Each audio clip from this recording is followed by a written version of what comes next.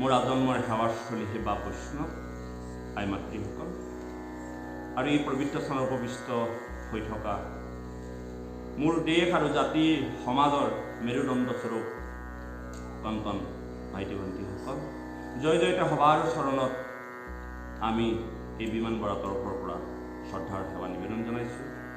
পবিত্ৰ ভাগৱত ধাৰাবাহিক অনুষ্ঠানৰ আজি শুভ মুহূৰ্ত শুভক্ষণত আহি আমি উপস্থিত হৈছোঁ।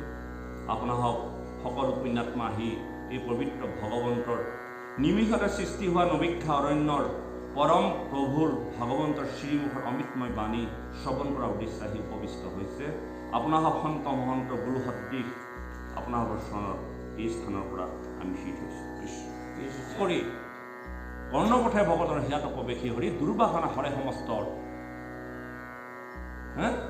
জলৰ যতেক মল যেনয় হৰ্তৰ কাৰণে স্বভাৱতে নিৰ্মল হৈছিল আৰু স্বভাৱতে নিৰ্মল হৈছে, নহ'লে এনেকৈ বহি থাকিব নোৱাৰে। কি আকৰ্ষণত বহি আছে, নিৰ্মল নহ'লে বহি থাকিব নোৱাৰে। কি দৰকাৰ আছে আঠুবিলাক বিষয়ে কিন্তু আপুনি উঠিও যাব। ইয়াৰ শক্তি ভাগৱত, কাৰো শক্তি কেৱল ভাগৱত।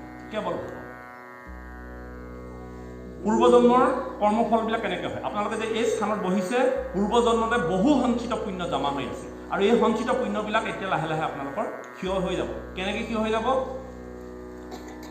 আমি কৰা কাৰ্যৰ দ্বাৰা পুণ্য যেনেকৈ অৰ্জন হয় তেনেধৰণে ক্ষয় হয়। মই এটা কাহিনী ক'ম। ৰজা এজন আছিল এখন ৰাজ্যত। এজন বিপ্ৰই তেওঁ কাশীত বেদ অধ্যয়ন কৰিবৰ কাৰণে চিন্তা কৰে।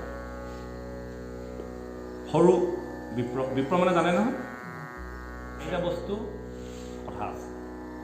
জন্মেশ শূদ্ৰ সংস্কাৰেণ দ্বিজ বেদ অধ্যয়নে বিপ্ৰ ব্ৰহ্মক জানন্তি ব্ৰাহ্মণ। বিপ্ৰ হ'ব পাৰে কিন্তু ব্ৰাহ্মণ নহ'বও পাৰে। ব্ৰাহ্মণজন শেষ অৱস্থা। জন্মেশ শূদ্ৰ, জন্মতে আমি সকলো ক্ষুদ্ৰ হৈ জন্মগ্ৰহণ কৰিছোঁ। সংস্কাৰেণ দ্বিজ, যেতিয়া আমি সংস্কাৰ হ'লোঁ, মানুহ হিচাপে জীৱন নিৰ্বাহ কৰিব লাগে বুলি জানিলোঁ, শৰণ ভজন গ্ৰহণ কৰিলোঁ, ঈশ্বৰক উপাসনা কৰিব লাগে বুলি বুজি পালোঁ, তেতিয়া আমি কি হ'লোঁ? এজন দ্বিজ হ'লোঁ, অৰ্থাৎ আমি সংস্কাৰী হ'লোঁ। আৰু সেই সংস্কাৰ হোৱাৰ পাছত আমাক গুৰুৱে ক'লে যে বেদ অধ্যয়ন কৰিব লাগে, যিটো আমি ভাগৱত পঢ়ি আছোঁ। আমি এজন কি হৈছোঁ? বিপ্ৰ হৈছোঁ। আৰু যিদিনে ব্ৰহ্মক চিন্তা কৰিম সেইদিনে তেওঁ কি হ'ব? ব্ৰাহ্মণ হ'ব। সমস্ত ভূততে আছোঁ মই হৰি, সমস্ত জগতত বিষ্ণু বুলি যাৰ চিন্তা সেইজনেই ব্ৰহ্মতত্ত্ব। যেতিয়ালৈকে ব্ৰহ্মতত্ত্বৰ উপলব্ধি বা উপকৰণ হ'ব নোৱাৰিব তেতিয়ালৈকে তেওঁ ব্ৰাহ্মণ হ'ব নোৱাৰে। সমস্ত জগতৰ ব্ৰহ্মক তেওঁ ব্ৰহ্ম হিচাপে চিনি পাব লাগিব আৰু তেতিয়াই হ'ব কি? ব্ৰাহ্মণ। যে কি নহওক, সেই বিপ্ৰজনে তেওঁ বেদ অধ্যয়ন কৰিবৰ কাৰণে তেওঁ ক'লৈ গৈছিল? কাশীলৈ গৈছিল। আৰু কাশীত তেওঁ এনেধৰণৰ, তাৰমানে কাশীত সংস্কৃতৰ স্কুল আছে।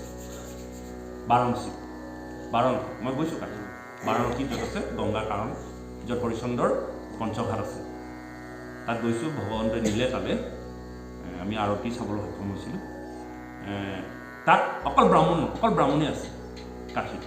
আৰু সেই কাশীত ব্ৰাহ্মণসকলে, তাত ব্ৰাহ্মণৰ সংস্কৃত আমাৰ শংকৰ গুৰুজনো গৈছিলে, আমাৰ নৰনাৰায়ণো গৈছিলে। কাশীত তেওঁ সংস্কৃত অধ্যয়ন কৰিছিল। আৰু সেই কাশীত তেওঁ বাৰাণসীত সংস্কৃত অধ্যয়ন কৰিবৰ কাৰণে বিপ্ৰজন গ'ল। বহু বছৰ তেওঁ বিদ্যা অৰ্জন কৰিলে আৰু বিদ্যা অৰ্জন কৰি এনেধৰণৰ শক্তিশালী হ'ল, তেওঁ সমস্ত জগতত তেওঁ কি হ'ল? তেওঁ গৰিমা প্ৰকাশ পাবলৈ বিপ্ৰজন। আৰু এই কথা ৰজাজনে গম পালে, নিজৰ ৰাজ্যৰ ৰজাজনে গম পালে আৰু গম পাই সেই বিপ্ৰজনক নিজৰ ৰাজ্যলৈ মতুৱাই আনি ক'লে, সেই বিপ্ৰ, তুমি মোৰ ৰাজ্যতে থাকা, মই সকলো সা সুবিধা কৰি দিম, মোৰ কুলগুৰু হিচাপে তুমি মোৰ ৰাজ্যতে জীৱন নিৰ্বাহ কৰা। বিপ্ৰজনে ক'লে, হে মহাৰাজ, আপোনাৰ যি আজ্ঞা, আপোনাৰ যি অনুৰোধ মোৰ ৰক্ষা কৰিবলৈ অকণমান অসুবিধা হ'ব। বোলে কিয়? বোলে মই স্বাধীনভাৱে জীয়াই থাকিব বিচাৰোঁ। মই শিক্ষা গ্ৰহণ কৰিছোঁ, আপোনাৰ ৰাজ্যত যদি মই কুলগুৰু হিচাপে থাকোঁ তেন্তে মই আপোনাৰ আদেশ মানি চলিব লাগিব।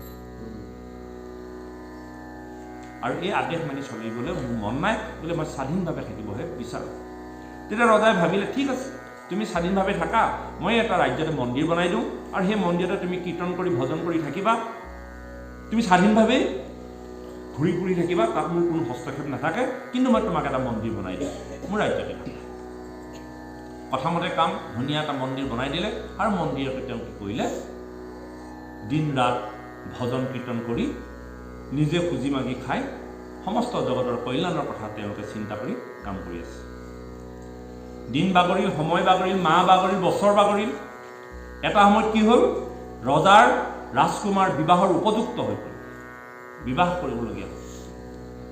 আৰু সেই উপযুক্ত সময় হোৱাৰ লগে লগে ৰজাই বেলেগ এখন দেশৰ পৰা এগৰাকী সুযোগ্যা বোৱাৰী অৰ্থাৎ কন্যা বোৱাৰী হিচাপে বিবাহ কৰোৱাই আনিলে। আৰু বিবাহ কৰোৱাই আনি বিয়া ধুমধামেৰে পালিলে। আৰু বিয়াৰ পিছদিনা যাক আমি ফুলসজ্জা বুলি কওঁ, সেই ফুলসজ্জা আৰম্ভ হ'ল। ৰাজকুমাৰ নিজৰ দেশত, নিজৰ ঘৰত, নিজৰ কোঠাটো চিনাকি থকাৰ কাৰণে কোনো অসুবিধা হোৱা নাই। কিন্তু এগৰাকী কন্যা যেতিয়া বেলেগ এখন দেশৰ পৰা বেলেগ এঘৰলৈ বিয়া পাতি অনা হয়, সেই কন্যাগৰাকীৰ কাৰণে সেই পৰিৱেশটো আচহুৱা হৈ থাকে। বিভিন্ন চাল চলন, হুলস্থুল বা কোনোবা যোৱা মেলা সকলো কথাৰ কাৰণে সেই কন্যাগৰাকীৰ টোপনি নহা আছিল, টোপনি নাহিছিল মধ্যৰাতিলৈকে। কিন্তু ৰাজকুমাৰজন তেওঁ নিজৰ শয়নকক্ষ, নিজৰ বিচনা বা নিজৰ ৰাজ্যৰ কাৰণে তেওঁ টোপনি গ'ল। ৰাতি 12 বজা পৰ্যন্ত যেতিয়া সেই নকৈ বিয়া কৰি অনা কন্যাগৰাকী টোপনি নাহিছিল আৰু ইফালৰ পৰা সিফালে তেওঁ ঘূৰা পকা কৰি আছিল, এনেতে তেওঁ এটা পোহৰে চকুত চিকমিকাই ধৰিলে। আৰু সেই পোহৰটোক লক্ষ্য কৰি তেওঁ দেখিলে যে বিচনাৰ তলৰ পৰা সেই পোহৰটো আহিছে, যিটো পোহৰ অত্যন্ত উজ্জ্বল। আৰু লাহেকৈ বিচনাৰ তললৈ চাই দেখিলে এখন তৰোৱাল, সাংঘাতিক ধৰণৰ তৰোৱাল, যাৰ চিকমিকনিত সমস্ত ৰুমটোৱে পোহৰ কৰি তুলিছে। আৰু তৰোৱালখন দাঙি দেখিলে তলত মণিমুকুতাৰে ভৰি আছে। বিচনাখনৰ তলত এপাত তৰোৱাল আছে আৰু তৰোৱালখনৰ চিকমিকনি এনেধৰণে চকুত পৰিছে আৰু তাৰ তলত দেখিছে বহুত ধৰণৰ মূল্যৱান ৰত্ন মুকুতা ভৰি আছে। তৰোৱালখন কন্যাগৰাকীয়ে উলিয়াই আনিলে, উলিয়াই আনি চাইছে ইমান ডাঙৰ তৰোৱাল আৰু তৰোৱালখন যথেষ্ট ভাৰী আছিল। তেওঁ সেই বিচনাৰ কাষতে ৰৈ পেলাই, বিচনাখনততো ৰাজকুমাৰ শুয়ে আছে, তৰোৱালখন লৈ এনেকৈ লিৰিকি বিদায় থাকোঁতে চাই থাকোঁতে চকুত জিকমিকনিও পৰিছে। ফটককেনে কিবা এটা তাই ভয় খাই গ'ল যে কি তৰোৱাল এখন সাংঘাতিক, ইমান ৱেইট থকা, চম্ভালিব নোৱাৰি তৰোৱালখন কি কৰিলে, ৰাজকুমাৰ ডিঙিতে পৰি ৰাজকুমাৰ ডিঙিটো কটা গ'ল। যাহাই ৰাজকুমাৰ ডিঙিটো কটা গ'ল, এতিয়া কৰিব কি? যদি চিঞৰি দিয়ে তেতিয়াহ'লে ৰজাই তেওঁৱে যে হত্যা কৰিছে এই বুলি তেওঁক মৃত্যুদণ্ড দিব।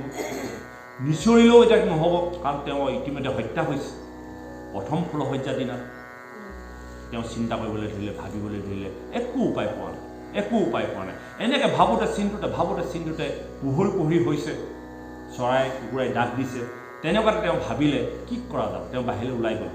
সেই সময়তে সেই যে বিপ্ৰজন মন্দিৰত থাকিবলৈ দিছিলে, সেই ৰাজ হাউলিৰ কাষতে থকা এটা কুঁৱা আছিলে, সেই কুঁৱাটোৰ পৰা তেওঁ পানী নিবলৈ গা ধুবলৈ আহিছে। ৰাতিপুৱা ব্ৰহ্মপুৱাতে স্নান কৰিবলৈ আহিছে। স্নান কৰি তেওঁ কি কৰিব, ভগৱন্তৰ উপাসনা কৰিব।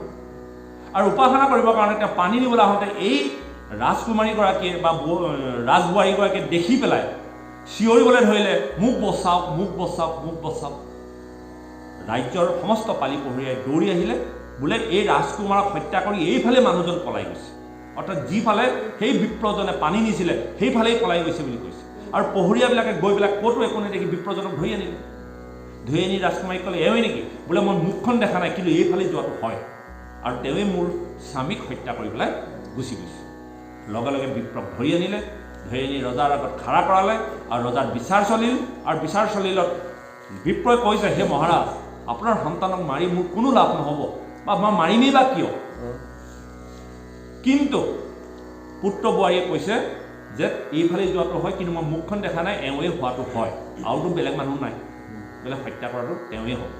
আৰু এই কথা ৰজাই ভাবি বোৱাৰীয়েকৰ কথাটো প্ৰতিপন্ন হোৱাত তেওঁৱে যে হত্যা কৰিলে এই কথা ৰজাই ভাবিলে এটা সময় যে তেওঁক মৃত্যুদণ্ড নিদিওঁ, তেওঁক 2খন হাত কাটি পেলোৱা যাব, যি 2খন হাতেৰে মোৰ পুত্ৰ ৰাজকুমাৰক হত্যা কৰে। আৰু বিপ্ৰক ইতিমধ্যে 2খন হাত কাটি পেলোৱা। তো কাটি পেলোৱাৰ পাছত অত্যন্ত যন্ত্ৰণা সহ্য কৰি বহু দিনৰ পাছত বহু ধৰণৰ চিকিৎসা বা তেওঁ ঔষধি লগাই তেওঁ হাত দুখন ভাল কৰিলে আৰু ভাল কৰাৰ পাছত তেওঁৰ মনলৈ অত্যন্ত দুখ আহিল যে কি অপৰাধ কৰিছিলোঁ মই মিছা কাৰণত, যিহেতুকে তেওঁ কামটো কৰা নাছিল আৰু এই কামটো নকৰাৰ কাৰণে তেওঁ হাত দুখন কটা গ'ল আৰু লগে লগে সেই ৰাজ্যৰ পৰা তেওঁ ৰাজ্য এৰি বেলেগ এখন ৰাজ্যলৈ গুচি গ'ল অত্যন্ত মনৰ দুখত। আৰু তেওঁ সদায় প্ৰত্যেক দিনে ভাবিবলৈ ধৰিলে যে মই জীৱনত কি ভুল কৰিছোঁ, মোৰতো মনত নপৰে ভুল কৰা। এনেতে এখন দেশৰ এজন জ্যোতিষীৰ কথা তেওঁ গম পালে। সেই জ্যোতিষীজনে জীৱনৰ ভূত ভৱিষ্যতৰ কথা ক'ব পাৰে। টিকালজ্ঞ, টিকালজ্ঞ মানে তিনি, কাল মানে তিনিটা সময়, ভূত ভৱিষ্যত বৰ্তমান, তাকে টিকালজ্ঞ বুলি কোৱা হয়। টিকালজ্ঞ অৰ্থাৎ তিনিটা সময়ৰ কথা ক'ব পৰাজনক টিকালজ্ঞ বুলি কোৱা হয়। অতীতত কি আছিল, বৰ্তমানত কি হৈ আছে আৰু ভৱিষ্যতে কি হ'ব, এই তিনিটা কথা ক'ব পৰাজনক টিকালজ্ঞ বুলি কোৱা হয়। আৰু সেই টিকালজ্ঞ এজন জ্যোতিষীৰ কথা গম পাই তেওঁ ভাবিলে যে জ্যোতিষীজনক মই সুধোচোন যে মোৰ এই কাৰ্যটো কিয় এনেকুৱা হৈছে, মই কি দুখৰ কাৰণে মোৰ হাত দুখন কটা গৈ আজি মই হাতবিহীন হিচাপে জীৱন নিৰ্বাহ কৰিব লগা। তো গ'ল সেই জ্যোতিষজনৰ ওচৰলৈ আৰু জ্যোতিষজনৰ ঘৰত বহু ধৰণৰ লোকে চোৱা চিতা কৰিবৰ কাৰণে আহিছে। তেনেকৈ তেওঁ গৈ সেই ঘৰত উপস্থিত হ'ল আৰু উপস্থিত হওঁতে সেই জ্যোতিষজনৰ পত্নীগৰাকীয়ে ওলাই আহি সেই বিপ্ৰজনক এনেকুৱা ধৰণে ব্যৱহাৰ কৰিছে যে কিয় ক'ত যোৱা, বোলে মই এই জ্যোতিষীজনৰ ওচৰত কিবা চোৱাবৰ কাৰণে আহিছোঁ। আৰু সেই পত্নীগৰাকীয়ে এনেকুৱা আচাৰ ব্যৱহাৰ কৰিলে বিপ্ৰজনে ভাবিলে হাই ভগৱান। আৰু জ্যোতিষীজনকো এনেকৈ ধৰণে গালি পাৰিছে, কাম নাই বন নাই, কেৱল লোকৰ ভূত ভৱিষ্যতৰ চোৱা চিতা কৰি থাকা, লোকক ইমান সময় দিয়া, আমাক সময় নিদিয়া, কাম নকৰা, বন নকৰা, অকল খাবলৈ লাগে, এনেকুৱা তেনেকুৱা বিভিন্ন ধৰণৰ গালি গালাজ পাৰিছে নিজৰ স্বামীজনক। তেতিয়া এই বিপ্ৰজনে ভাবিলে যিজনে তিনিটা কালৰ কথা ক'ব পাৰে, যিজনে আনৰ সুখ আনি দিব পাৰে, সেইজনে দেখোন নিজৰ জীৱনতে সুখ নাই। তেওঁটোতো চাই পেলাই এজনী ভাল অন্ধাংগিনী আনিব পাৰিলেহেঁতেন। এনেকুৱা তই মই জয় জয় মই খাওঁ মূৰ্তি থকা পত্নীগৰাকীক তেওঁ কিয় বিয়া কৰিছে, এই বিপ্ৰজনৰ মনত ভাবিছে। তেওঁ যদি লোকৰ ইমানেই ভাগ্য চাব পাৰে, তেওঁ নিজে ভাগ্য চাই পেলাইতো এগৰাকী পত্নী আনিব পাৰিলে হয়, কাৰণ আজি তেওঁ শান্তিত থকা নাই। বাকী মানুহবিলাক গ'ল চোৱা চিতা কৰিবলৈ অহা পাছত সেই জ্যোতিষীজনে এওঁক মাতিলে, বোলে সেই আহা এতিয়া তোমাৰ পাল কৰিছে। বোলে কোৱা কি কাৰণে আহিছে, বোলে মই আহিছিলোঁ বেলেগ এটা উদ্দেশ্যটো লৈ গুৰুদেৱ, কিন্তু আপোনাৰ যি কাৰ্য দেখি মোৰ নিজৰে হতভম্ব হৈছে। মই মোৰ জীৱনৰ দুখৰ কথা ক'বলৈ আহিছিলোঁ, কিন্তু আপোনাৰ দেখোন দুখে কোলাই পাইছে নহয়, মোতকৈও বেছি। এই কাৰণটো কি, আপুনিতো এজন জ্যোতিষ, আপুনি যদি তিনিটা কালৰ কথা জানে, আপুনি এগৰাকী কিয় ভাল অৰ্ধাংগিনী চাই চিতি নানিলে? তেতিয়া সেই জ্যোতিষজনে তেওঁক কৈছে যে চোৱা বহা, এই যে পত্নীগৰাকী দেখিছা, এইগৰাকী মোৰ পত্নী নহয়। বোলে কোন? এয়া হ'ল প্ৰাৰব্ধ। প্ৰাৰব্ধ মানে জানেনে? গীতাত আছে প্ৰাৰব্ধ, অনাৰব্ধ, আৰব্ধ, আৰোহ, অনাৰব্ধ, আৰোহ, প্ৰাৰব্ধ। প্ৰাৰব্ধ মানে পূৰ্বজন্মৰ কৰ্ম। এই যে মানুহগৰাকী এয়া মোৰ পূৰ্বজন্মৰ কৰ্ম। বোলে কেনেকৈ? এটা কাহিনী কওঁ,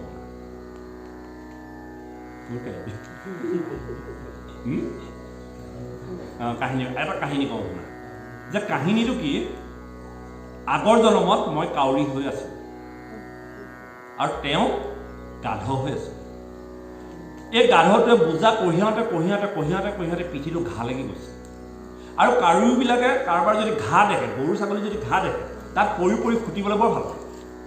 গৰুটোৱে কষ্ট পায়, কিন্তু কাউৰীটোৰ কাৰণে মজা হয়নে বাৰু?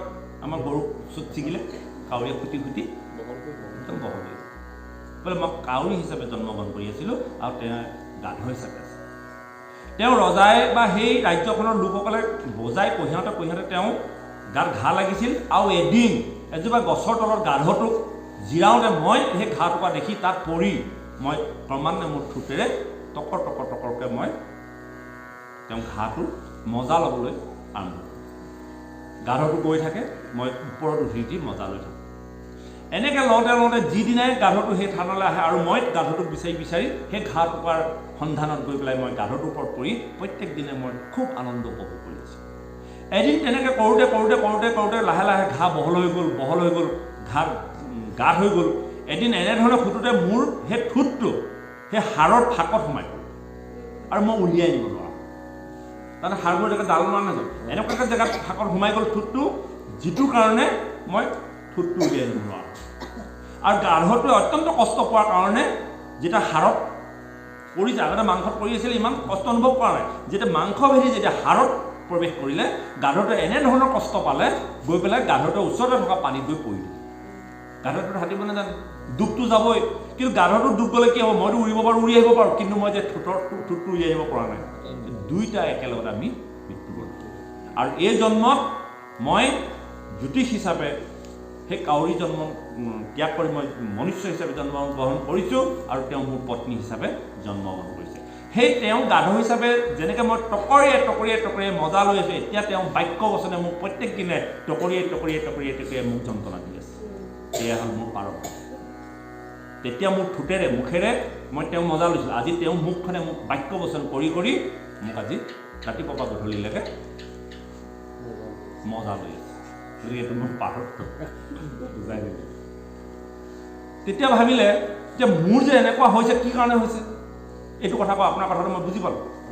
হয়, ঠিক আছে, আপুনি ভৱিষ্যতৰ কথা জানে, কাৰণ তেওঁ কাউৰী যে হৈছে এইটো কথাও জানে। এতিয়া মোৰ যে হাত দুখন কটা গ'ল, এই কথাটো আপুনি কৈ দিয়ক।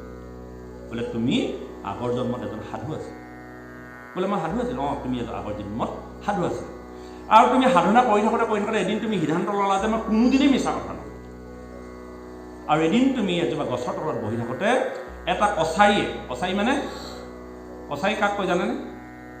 ছাগলী কাটে, গাহৰি কাটে, গৰু কাটে, এইবিলাকক কছাৰী বুলি কয়। কাছাৰীটোৱে এটা গৰুক খেদি আনিছে, গৰুটো পলাইছে, ধৰিব লাগে, গৰুটো কেনি গ'ল, তেওঁ ফটকৈ সেই হাবিত ধৰিব নোৱাৰি। সেই সাধুজনক সুধিলে, হেৰা এই গৰুটো কেনি গৈছে কোৱা, মই ইয়াক কাটি পেলাই বিকিব লাগে। এই সাধুজনে ভাবিলে, হাই ভগৱান, মইতো সাধু, আৰু এই কথা মই জানিছোঁ তেওঁ কাছাৰী, তে গৰুটোক তেওঁ কাটি পেলাই বিক্ৰী কৰিব। মই যদি সঁচা কথাটো কৈ দিওঁ তেতিয়াহ'লে গৰুটোক ধৰিব, এইটো মোক পাপ লাগিব। আৰু মই মিছা কথা নকওঁ বুলিও মই প্ৰতিজ্ঞা খাই থৈছোঁ, আৰু নক'লেও মই মিছা কথা কোৱা হ'ব, কি হ'ব? তেতিয়া তেওঁ হাতে মুখে নক'লে, এই এনেকৈ দেখুৱাই গৰুটো ইফালে গৈছে, আৰু সেই কছাৰীজনে গৈ গৰুটো আনি কাটিলে। এতিয়া সেই গৰুটো যে ডিঙিত কাটিলে সেই কাছাৰীটোৱে, সেই গৰুটোৱে হ'ল সেই ৰাজকন্যাজনী, আৰু সেই কাছাৰীটো হ'লে সেই ৰাজকুমাৰ। এই জন্মত তেওঁলোকে সংলগ্ন হৈ সেই গৰুজনীয়ে প্ৰতিশোধ হিচাপে তেওঁ ডিঙি কাটিছে, আৰু মই যে মিছা কথা কৈ এনেকৈ হাত দুখন দেখুৱাইছিলোঁ, আৰু এওঁলোকৰ মাধ্যমত যে মোৰ মাধ্যমত যে গৰুটো ডিঙি কটা গ'ল, আৰু সেই মাধ্যম হিচাপে তেওঁলোকৰ মাধ্যম হিচাপে মোৰ হাত দুখন কটা গ'ল। মাধ্যম এটা হৈছে নহয়, তেওঁলোকৰ মাজৰ মাধ্যম তেওঁ নহয় জানো? আৰু সেই গৰুটো কাটিবলৈ সেই কাছাৰীটোৱে যোৱাৰ মাধ্যম হিচাপে তেওঁ এনেকৈ দেখুৱাই দিয়াৰ কাৰণে এই হাত দুখন কটা গ'ল। গতিকে এইবিলাক হ'ল পূৰ্বজন্মৰ কৰ্ম। আমাৰ জীৱনত যিবিলাক ঘটনা ঘটে, পূৰ্বজন্মৰ আমি নাজানো, আমাৰ মনত নাথাকে, কিন্তু পূৰ্বজন্মৰ কৰ্মৰ কাৰণে আমাৰ জীৱনত নঘটিবলগীয়া ঘটনা হয়। লাগিলে আপুনি সাধুৱে হওক, যিয়ে নহওক, মনত ৰাখক, কাইলৈ মোৰ ঘৰত যে এটা ডাঙৰ ঘটনা নঘটিব, এইটো কথা আপুনি কৈ দিব নোৱাৰে।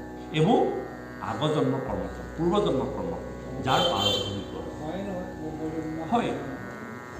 সেইকাৰণে কৈছে, নকৈ আৰু পুৰণি খাওঁ, ভেক্ষা দি আমাৰ ঘৰলৈ যাওঁ। মই এই বছৰ কৰা খেতিটো অহা বছৰকে খাওঁ। এতিয়া খাই থকা খেতিটো সিবছৰ খেতিটোহে খাইছোঁ নে বা? গতিকে কাকো হাঁহিবলগীয়া কথা নাই। কৰ্মৰ ফল অথলে নাযায়।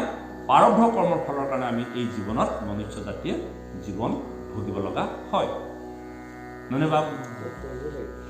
কৃষ্ণ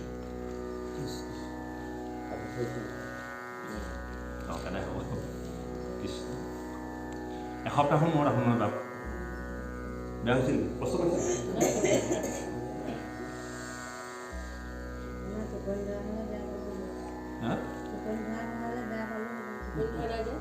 কৃষ্ণ হেৰা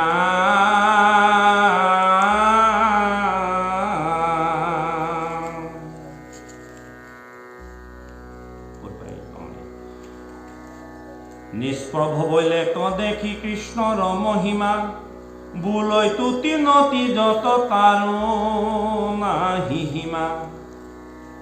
বেৰি বেৰি কৈ হবে মহিমা কীৰ্তন, মাজে মাজে প্ৰকাশন্ত প্ৰভু নাৰায়ণ। হেৰা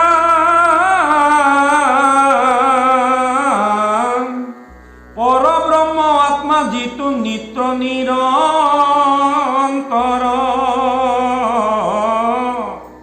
যাহাৰ প্ৰকাশে প্ৰকাশ হয় চৰাচৰ, মহাজ্ঞানী গণজাত প্ৰবন্ধে ধিয়াই, যাহাৰ মহিমা পৰশিবে শক্য নাই। মহাজ্ঞানীসকলেও যাক মহিমা ভেদ কৰিব নোৱাৰে বা শকতি নাই। অনন্ত আনন্দ ৰস মাত্ৰ হবে মূৰ্তি, কোটি সূৰ্য চিৰ প্ৰকাশ সমজ্যোতি। অনন্ত আনন্দ ৰস মাত্ৰ হবে মূৰ্তি, কোটি সূৰ্য চিৰ প্ৰকাশ সমজ্যোতি। একেদায়ে সবাকো দেখিলা সৃষ্টি কৰে, হেন চমৎকাৰ ৰূপ চয়ন নিৰন্তৰে। কোটি সূৰ্যৰ শশীৰ প্ৰকাশ সমজ্যোতি। শশী মানে চন্দ্ৰ। কোটি কোটিটা সূৰ্য, কোটি কোটিটা চন্দ্ৰৰ প্ৰকাশ ঘটে কৃষ্ণৰ ৰূপত, যিটো ৰূপ ব্ৰহ্মাই কেনেকৈ দৰ্শন কৰিব পাৰে। আমি ভগৱন্তক দৰ্শন পাবলৈ চিন্তা কৰি থাকোঁ, কিন্তু ভগৱন্তক যদি সঁচাকৈ দৰ্শন দি দিয়ে আমি নোৱাৰোঁ চাব। কোনে নোৱাৰিছিলে চাব? যেতিয়া শ্ৰীকৃষ্ণই শান্তিদূত হিচাপে দুৰ্যোধনৰ ৰাজসভালৈ গৈছিল, আৰু দুৰ্যোধনে যেতিয়া তেওঁ কৈছিল যে তুমি শান্তিদূত হিচাপে আহিছা, দূত প্ৰকৃততে নিৰপেক্ষ, তুমি দেখোন একপক্ষ হৈ আহিছা, তুমি পাণ্ডৱৰ পক্ষে কথা কৈছা, পাণ্ডৱক 5খন গাঁও দিব লাগে বুলি তুমি যুক্তি প্ৰদৰ্শন কৰিছা, তুমি কেনেকুৱা ধৰণৰ দূত? দূতেতো নিৰপেক্ষ হিচাপে ক'ব লাগে, তুমিতো পক্ষপাতী। মনত ৰাখিব, ভগৱান নিৰপেক্ষ নহয়, ধৰ্ম নিৰপেক্ষ নহয়, দেশ নিৰপেক্ষ, ধৰ্ম নিৰপেক্ষ নহয়, ভগৱান পক্ষপাতী। কেনেকৈ পক্ষপাতী? ভগৱানে সদায় সন্তৰ পক্ষত থাকে, কেতিয়াও দুষ্ট পক্ষত থাকে। তেওঁ এনেকুৱা নহয় যে আপোনাৰ দুষ্ট পক্ষও থাকিম, সন্তৰ পক্ষত আমিহে কৰোঁ তেনেকুৱাবিলাক কথা। দুষ্টৰ লগতো মিলি থাকিব বিচাৰোঁ, যেনি জোল যায় তেনি ভেটা দিওঁ। যিটো কথা উচিতভাৱে কথা ক'ব পৰাজনহে সন্ত, যিটো কথা উচিতভাৱে ক'ব পৰাটোহে সাধু। আপোনাক ভাল লগাবৰ কাৰণে আপোনাৰ ফালে মই কথা ক'লোঁ, মোক ভাল লগাবৰ কাৰণে মোৰ ফালে কথা ক'লে, এইটো ধৰ্মৰ চৰিত্ৰ নহয়। যিহেতুকে কৃষ্ণ ধৰ্মৰ গুৰু, তেওঁ সেইকাৰণে কেতিয়াও নিৰপেক্ষ নহয়, পক্ষপাতী। তেওঁ উচিত কথাহে ক'বলৈ গৈছে যে পাণ্ডৱক 5খন গাঁও হ'লেও দিয়া, তেওঁলোকে যাতে সেই 5খন গাঁৱকে লৈ চলি থাকে। আৰু দুৰ্যোধনে কৈছে যে তুমি কেনেকুৱা ধৰণৰ দূত? দূত যথাৰ্থতে নিৰপেক্ষ হিচাপে আহে, আৰু তুমি আজি পক্ষপাতী হৈ আহি তুমি প্ৰস্তাৱ লৈ আহিছা পাণ্ডৱক 5খন গাঁও দিব লাগে বুলি। গতিকে তোমাক বন্দী কৰিব লাগে। আৰু লগে লগে বন্দী কৰিলে, আৰু বন্দী কৰি কৃষ্ণৰ কোটি সূৰ্য পোহৰ দি চকু চাপ মাৰি দুৰ্যোধন তাতে অচেতন হৈ গ'ল। তাত থকা কেৱল গুৰু দ্ৰোণাচাৰ্য, পিতামহ ভীষ্ম, এইসকলেহে কৃষ্ণৰ সেই চমৎকাৰী ৰূপটো দৰ্শন কৰিবলৈ সক্ষম হৈছিল, যিহেতুকে তেওঁলোকে এজন ব্ৰহ্মবাদী লোক আছিল। আৰু বাকীসকলে কৃষ্ণৰ সেই ৰূপ দেখি নাপালে, আৰু লগে লগে তেওঁ তাৰ পৰা নিজ ক্ষমতাৰ জৰিয়তে মুকলি হৈ গুচি আহিল। নহয় বাপ? আৰু আমাৰ মাজতো যদি আজি আমাৰ ভক্তিৰ বলে যদি কৃষ্ণ আৱিৰ্ভাৱ হয়, আমি কৃষ্ণৰ ৰূপ দৰ্শন কৰিব নোৱাৰোঁ। আৰু পাৰিব যদিহে ভাৱ ভক্তি। কাৰণ যিটো সময়ত সেই সূতাটোত নৃসিংহমূৰ্তিৰ আৱিৰ্ভাৱ হৈছিল, সমস্ত তিনিতলিকত দেৱতাই সেই নৃসিংহৰ সন্মুখলৈ আহিবলৈ ভয় কৰিছিল, অন্যথা নিজৰ ভাৰ্যাক আনিছিল যে তোমাৰ স্বামীয়ে এনেকুৱা ৰূপ ধাৰণ কৰিছে, তুমি তুতি কৰি পেলাই শান্ত কৰা। আৰু লক্ষীদেৱ আয়ে আহি পেলাই কৈছে যে এইজন মোৰ স্বামী নহয়, মোৰ স্বামী এনেকুৱা হ'ব নোৱাৰে, মোৰ স্বামী দয়াময়, কৰোণাময়। আৰু নিজৰ পত্নীয়েও নিজৰ স্বামীৰ ওচৰলৈ যাবলৈ ভয় কৰি মোৰ স্বামী নহয় বুলি তেওঁ কি কৰিলে? অংগীকাৰ কৰিলে। তো স্বামীৰ ওচৰলৈ কোন গ'ল? যি আদা ৰুইছে তাৰ দ্বাৰাই ঠেঙুলি ভাঙিব লাগিব। সমস্ত দেৱতাসকলে পলাদক কাকুতি মিনতি কৰিলে, হে ভক্ত পলাদ, তুমিহে প্ৰভু ভগৱন্তক শান্ত কৰিব পাৰা।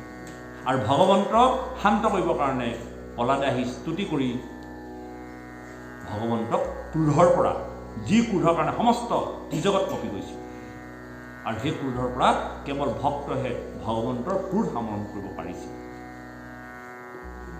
একান্ত ভকতেহে ভক্তিভাৱেহে ঈশ্বৰৰ ৰূপ দৰ্শন কৰিব পাৰিব, আৰু ঈশ্বৰৰ কৰ্ম কৰিবৰ কাৰণে ভয় ভাৱ নাথাকে।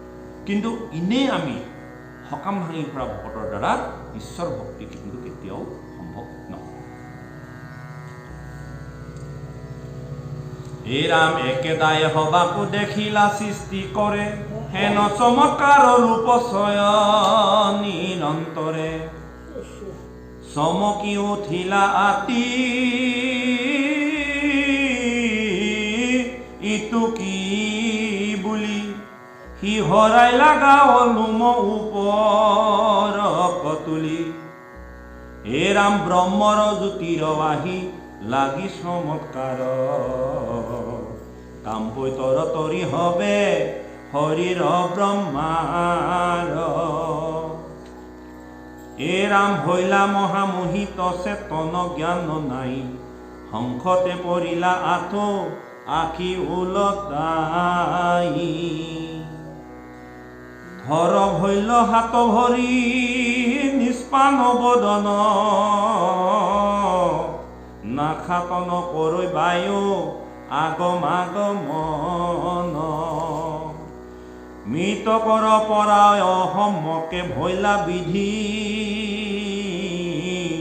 উখহিল পেট একা নাহি ৰিদ্ধি সিদ্ধি ব্ৰহ্মাদেৱৰ পেটটো হৈ আহিল মানে উশাহ যাওঁ যাওঁ অৱস্থা প্ৰায় মৃত অৱস্থা মৃতপ্ৰায় তাৰমানে মৰাৰ নিচিনা হৈ গ'ল ব্ৰহ্মা এই কৃষ্ণৰ ৰূপ দেখি কৃষ্ণৰ ৰূপটো দেখাই দিলে দেখাই দিয়াৰ লগে ৰথত মূৰ্ছা গ'ল পেট উখহি আহিবলৈ ধৰিলে মানে ব্ৰহ্মা যেনে তেনেহে প্ৰাণটো হৈ আছে মৃতপ্ৰায় অৱস্থা সেইটোকে কৈছে নাখাত নকৰে বায়ু আগাম আগমন নাকত বায়ু অহা যোৱা কৰিবলৈ দিয়ে আগমন আগামগন আগম নিগম অহা যোৱা হয়নে হে ৰাম মৃত কৰ পৰাই অসমকে ভৈলা বিধি উখহিল পেট একা নাহি ৰিদ্ধি সিদ্ধি গ্ৰাম্য দেৱতাৰ আগে যেন আশ্ৰয় পৰি চাৰি মুখে মৃত কপুতলি দান্ত তৰি চাৰিখন মুখ লৈ তেওঁ মৃত্যুৰ নিচিনা দাঁতমুনি কটাই পৰিবলৈ ধৰিলে যিটো প্ৰকৃতিটো পৰ প্ৰভু ভগৱন্ত বেদান্তৰ মুখ্য ভাগ্যে যাক প্ৰকাশন্ত নিজ ব্ৰহ্মৰূপৱাতী অতৰ্ক মহিমা তাংক কি চক্ষুৱে চাহিবাক পাৰে ব্ৰহ্মা যাৰ ইচ্ছাত ব্ৰহ্মা সৃষ্টি হৈছে আৰু সেই ব্ৰহ্মাই আজি কৃষ্ণৰ ৰূপ কেনেকৈ দৰ্শন কৰিব অগ্নিৰ আগত ফিৰিঙতিৰ কি শক্তি আছে হে সাগৰৰ আগত নদীৰ কি শক্তি আছে হে ৰাম ধিমিকি মাত্ৰ লৰৈ ধাতু খানি দেখন তমৰন্ত ব্ৰহ্মা জানি চক্ৰপাণী প্ৰথম পিয়াচৈ প্ৰাণ নাহি কৈছে তন ব্ৰহ্মাৰ অৱস্থা দেখি হাঁহি নাৰায়ণ বিধাতাক দেখি পাছে সম্পজিল দায়া কৰিলা সংকোচ পাছে আপোনাৰ মায়া ঢাকিলা যতে কটান ৰূপ আপোনাৰ কৰিলা ব্ৰহ্মাক মোহ সাগৰে উদ্ধাৰ কৃষ্ণৰ কৃপাত শ্ৰুতি পাইলা কথমপি বিৰিকান্ত আখি অল্প অল্প পূৰ্ণৰূপী কৃষ্ণৰ কৃপা হ'ল ভকতৰ দুৰ্দশা দেখি কৃষ্ণৰ দয়া পৰিছিল আৰু কৃষ্ণৰ কৃপাত লাহে লাহে চকুকেইটা প্ৰাক কৰিছে যেনেকৈ এজন মানুহ অচেতন হোৱাৰ পিছত পানী চানী ছটিওৱাৰ পিছত লাহে লাহে সুস্থ হৈছে আমাৰ মনটো ভাল লাগিছে দেই হাঁহি এটা মাৰিছে কিন্তু নহ'লে আমাৰ অৱস্থা নবাছে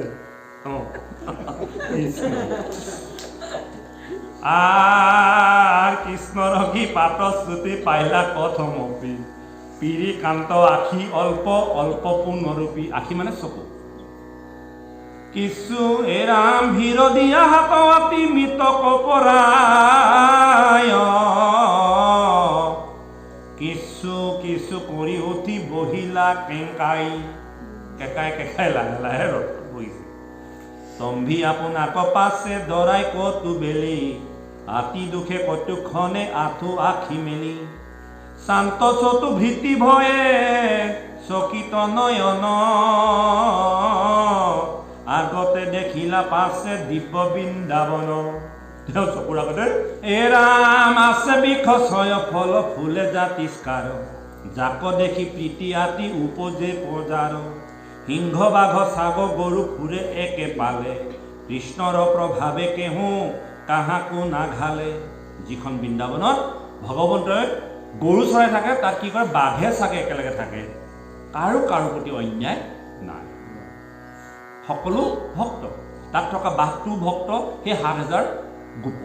তেওঁলোকৰ কৰ্মফল অনুযায়ী কোনোবাই লতা হৈ আছে, কোনোবাই বৃক্ষ হৈ আছে, কোনোবাই গৰু হৈ আছে, কোনোবাই নদ হৈ আছে, সকলোখিনিয়ে কৃষ্ণৰ ভকত। তেওঁলোকে কেৱল কৃষ্ণৰ পাদপদ্ম স্মৰণ কৰি, পাদপদ্ম স্পৰ্শ কৰি গতি পাবৰ কাৰণে বৃন্দাবনত তেওঁলোকে অৱতাৰ গ্ৰহণ কৰি আছে। মিত্ৰভাৱে বঞ্চয় যেন পৰম সুবোধ,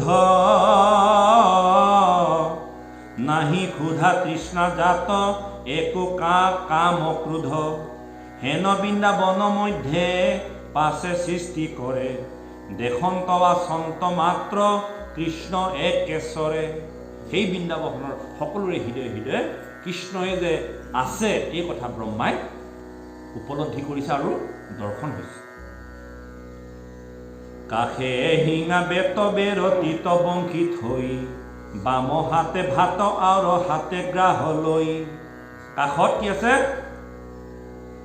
হাতত কি আছে? শিঙা আছে, বেত আছে, বংশী আছে, আৰু বাওঁ হাতে কি আছে? ভাত আছে, আৰু সোঁ হাতত কি আছে?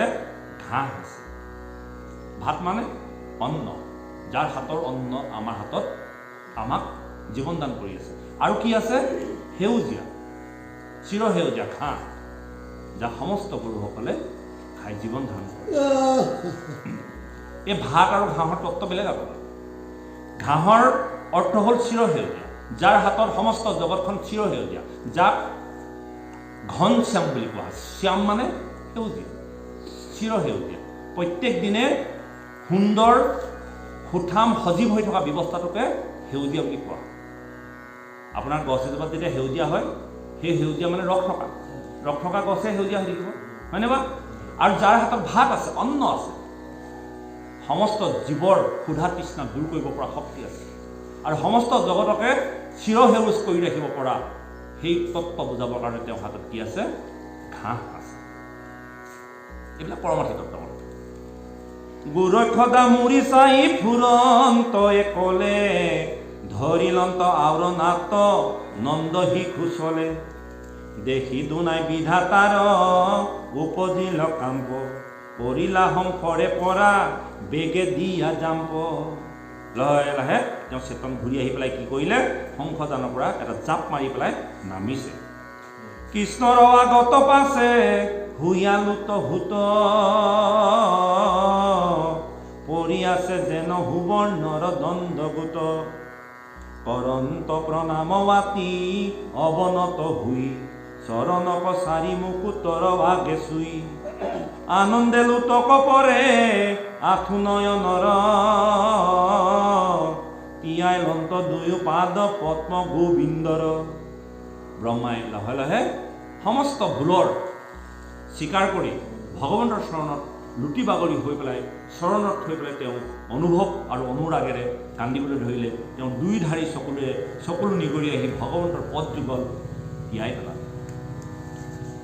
আৰু সেই চকুলো কিহৰ চকুলো? আনন্দৰ চকুলো। তেওঁ আজি যাক পৰীক্ষা কৰিবলৈ আহি, যাৰ মায়াৰ প্ৰমাণ চাবলৈ আহি, নিজে আজি মায়াৰ মোহিত হৈ তছনছ হৈ আজি তেওঁ পুনৰ সম্বিত ঘূৰাই পায়। তেওঁ কি কৰিছে? ভগৱন্ত পুৰুষৰে যে শ্ৰেষ্ঠ সমস্ত জগতত, এই কথা অনুভৱ হৈ তেওঁ দুধাৰী আনন্দৰ চকুলোৰে ভগৱন্তৰ পাদপদ্ম গোবিন্দৰ চৰণ তিয়াই পেলাইছে। চৰণ কছাৰী মুকুটৰ ভাগে চুই, আনন্দে লুতক পৰে আঠু নয়নৰ, আনন্দে লুতক পৰে আঠু নয়নৰ, তিয়াই লন্ত দুয়ো পাদ পদ্ম গোবিন্দৰ। উঠ পুনৰূপী হিতু হুমৰি মহিমা, চিৰকাল থাকন্ত পাৱত পৰিব্ৰহ্মা। উঠা উঠা ভক্ত, সমস্ত দিন গোটেই জীৱন তুমি মোৰ ভক্ত হৈ থাকিবা। লুতকে বেহিলে কণ্ঠ মুখে নাক হৈ মাত, দুনাই দুনাই উঠিয়া পৰন্ত ধাত ধাত। যদিও উঠাই দিছে, পুনৰ ব্ৰহ্মাই আবেগ অনুভূতি তেওঁ পুনৰ ধাত ধাতকৈ আকৌ ভগৱন্তৰ চৰণত ঢলি পৰিছে। কতু বেলি আছিলা কৃষ্ণৰ পাৱে ধৰি, উঠিলন্ত বিধি পাছে কিছু কিছু কৰি চাৰি হাত তালে মল চিলা আঁঠু আখি নমাই লন্ত মাথ গোবিন্দক আগে দেখি কাম তৰ তৰি তনু কৃতাঞ্জলি হুই কৰিবে লাগিলা পাছে তুতি চাৰি মুই ভয়তে নপান্ত খুজি কৃষ্ণৰ মহিমা গোপ শিশু ৰূপকে বৰ্ণাইবে লইলা ব্ৰহ্মা কৃষ্ণৰ কিংকৰে কহে শুনা সৰ্বজন জলবুদ বুদ যেন অথিৰ জীৱন। সেই সভাসদসকল, এই জীৱনটো জলৰ বুদবুদৰ নিচিনা, কোনদিনা মাৰ যায় গম নাপাবা। সেইকাৰণে সময় থাকোঁতেই দিন ভাতি দিলে আৰু সময় থাকোঁতেই তোমালোকে ভগৱন্তৰ চৰণ চিন্তা কৰি এই ভৱ সংসাৰৰ পৰা তৰি যোৱাৰ উপায় উলিওৱা। এই কথা কৃপালু শংকৰ গুৰুজনাই ভাগৱতৰ মাধ্যমেদি আমাক আহ্বান জনাইছে। ধন জন বন্ধু যত হবে অকাৰণ এই আছে এই নাই সমকে হুপন আৰু অৰ্থে নৰতনু নকৰি সুবিধা একচিত্ৰে মনে শুনা মাধৱৰ কথা। এইবিলাক কথা তুমি বৰকে ভাবি চিন্তি নাথাকিবা। ভোগ জীৱন এইবিলাক খন্তেক, কেতিয়াও তোমাক এইবিলাক বস্তুৱে তৰাব নোৱাৰে। সময় থাকোঁতে তুমি ঈশ্বৰৰ ওচৰলৈ গৈ কৰ্ম কৰা, ভোগ লাগিব, কিন্তু ভোগৰ লগতে তুমি যোগো কৰা, সাধনাও কৰা। অকল কেৱল ভোগখিনিকে ভোগ বুলি ভাবি সমস্ত কেৱল লাগে আৰু লাগে, ভগৱন্তই যদি নিদিয়ে তুমি লাগে বুলি ক'লে ক'ৰ পৰা পাব? আপুনি দুহাতে পূজক, ভগৱন্তই চাৰি হাতে দিব। আৰু যেতিয়া ভগৱন্তই চাৰি হাতে নিব আপুনি দুহাতে কিন্তু ধৰি ৰাখিব নোৱাৰিব। মনত ৰাখিব এই কথা। কিন্তু আজি তাৰিখে সিদ্ধান্ত কৰক, আপুনি দুহাতে ভগৱন্তক পূজনা কৰক, দৌভাঙুলি গীতাঞ্জলি কৰি ভগৱন্তৰ চৰণ স্পৰ্শ কৰক, তেওঁ চাৰিখন হাতেৰে আপোনাক দিব, আপুনি লৈ শেষ কৰিব। আৰু হয়, দেখিছোঁ যাৰ সাধন ভক্তি আছে, যাৰ ঈশ্বৰ চিন্তা পৰায়ণ আছে, তেওঁ জীৱনত দুখ অহা নাই। আৰু যি লাগে আৰু লাগে লাগে আৰু লাগে বুলি কৈছে, জীৱনত তেওঁ কোনোদিনে শান্তি অহা নাই।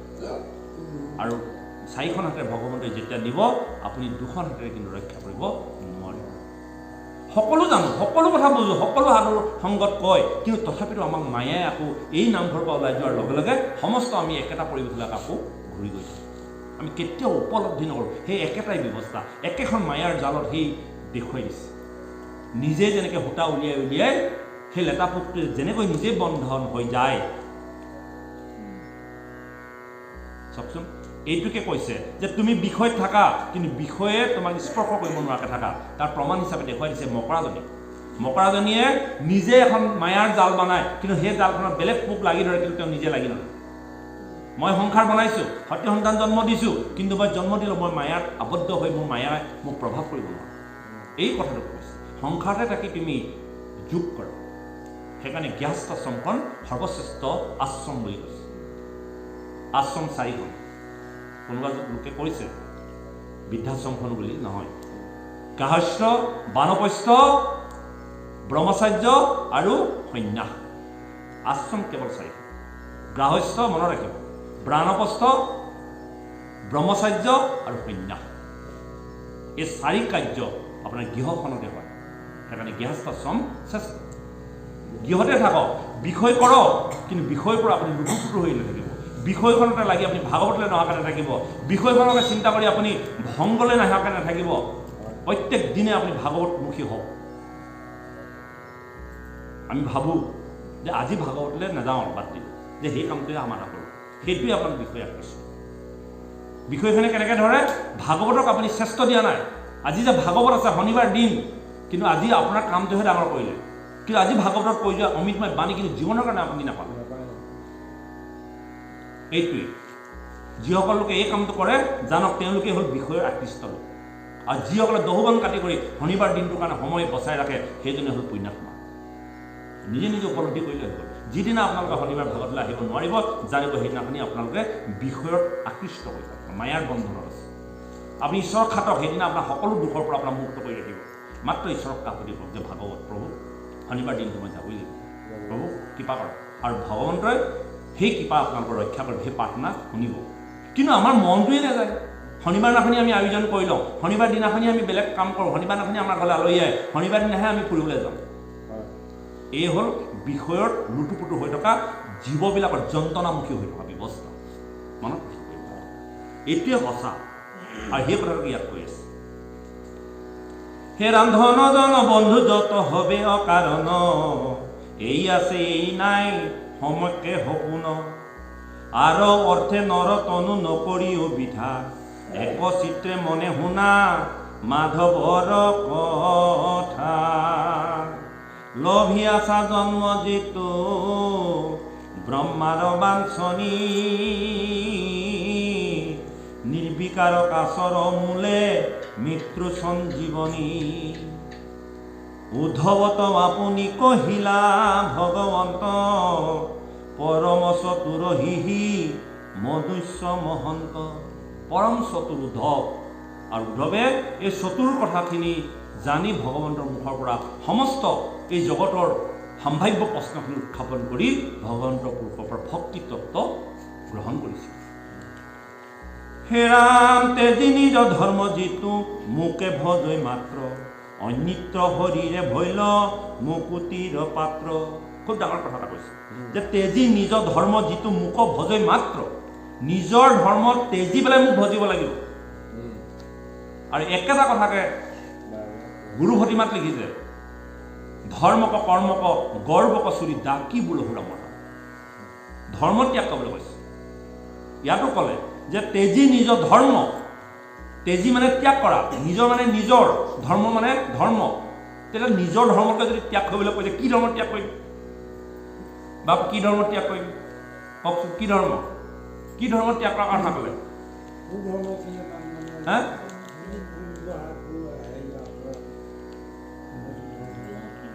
কিছুমান মানুহৰ কুধৰ্ম নাথাকিবও পাৰে, সাধুসকলতো নাথাকে, কিন্তু সকলোকে কৈছে, সমস্ত জগতৰ জীৱবিলাকক কৈছে যে নিজৰ ধৰ্ম তেজি মোকৈ ভজ। স্বধৰ্ম, গীতাটো কৈছে স্বধৰ্ম। স্বধৰ্ম মানে আমাৰ ইন্দ্ৰিয়সমূহৰ নিজস্ব নিজস্ব ধৰ্ম আছে। চকুৱে বেয়াটো চাই ভাল পাওঁ, মুখেৰে বেয়াটো খাইহে ভাল পাওঁ, নাকেৰে বেয়াটো গোন্ধিয়ে ভাল পাওঁ। আজি ভাগৱতৰ কথা ক'বৰ কাৰণে মাইক লগাবলগীয়া হৈছে, কিন্তু এটা কথা মনে মনে এই ল'ৰাটো কৈ দিয়াৰ লগে লগে এই কথাটো এই অঞ্চলটো জানিবলৈ বেছি সময় নালাগে। কাণেৰে বেয়া কথা শুনি ভাল পায়। এই ধৰ্মবিলাক ত্যাগ কৰি মুকে ভজ। কাণেৰে কেৱল ঈশ্বৰৰ কথা শুনিবলৈ চিন্তা কৰা, চকুৰে কেৱল ঈশ্বৰৰ মূৰ্তি চাবৰ কাৰণে চিন্তা কৰা, নাকেৰে কেৱল হৰিপদ তুলসীৰ ঘাম ল'বলৈ যত্ন কৰা, হাতেৰে কৃষ্ণৰ কৰ্ম কৰা, ভৰিয়ে গুৰু গৃহলৈ সাধুৰ সংগলৈ যাবলৈ চেষ্টা কৰা, জিভাই ভগৱন্তৰ প্ৰসাদ নিৰ্মালী হিচাপে সেৱন কৰি তৃপ্তি লাভ কৰা, আৰু শিৰত ভগৱন্তৰ নিৰ্মালী গ্ৰহণ কৰা। এই ধৰ্মখিনিক তুমি পৰিৱৰ্তন কৰি নিজ ধৰ্ম ত্যাগ কৰি ঈশ্বৰ ধৰ্মত লগাব লাগে। সেইকাৰণে আমি আঁঠুকাঢ়ি খাওঁ, অৰ্থাৎ এই অংগবিলাকো আমি ঈশ্বৰৰ সন্মুখীন কৰোৱাই দিব লাগে। স্বধৰ্ম, স্বধৰ্ম, নিজৰ ধৰ্ম। প্ৰত্যেকৰে এটা এটা নিজৰ ধৰ্ম আছে। আমাৰ ইন্দ্ৰিয়সমূহ বৃত্তি, গতিকে কৈ থাকোঁ, এইবিলাক মনত ৰাখিব। হে ৰাম তেজি নিজ ধৰ্ম যিটো মোক ভজৈ মাত্ৰ, অনিত্য হৰিৰে ভৈল মুকুতিৰ পাত্ৰ। শুনা সাৱধানে আৰু পঢ়িলো সাক্ষাৎ, ব্ৰহ্মভুৱনতো নেৰাই মৰণৰ হাত। যদি ব্ৰহ্ম লোক পাৱই মহাযত্ন কৰি, ব্ৰহ্মাৰ ঘৰৰ হন্তে কালে আনে ধৰি। দুৰন্ত কালৰ হাত নেৰাই কুমতে, তনু উপজন্তে মৃত্যু উপজয় লগতে। একতিলে যমদূতে লগাই চামক, বান্ধি জৰ পুৰ কৰি দেখাইবে যমক। যমৰ মূৰ্তিক দেখি হৰাইবে চেতনা, দুৰ্ঘুৰ নৰকে পেলাই ভুঞ্জাইবে যতনা। এ ৰাম জানি দুখ সাগৰত ৰীতে কৰা কাম, নিৰন্তৰে নৰে ডাকি বোলা ৰাম ৰাম।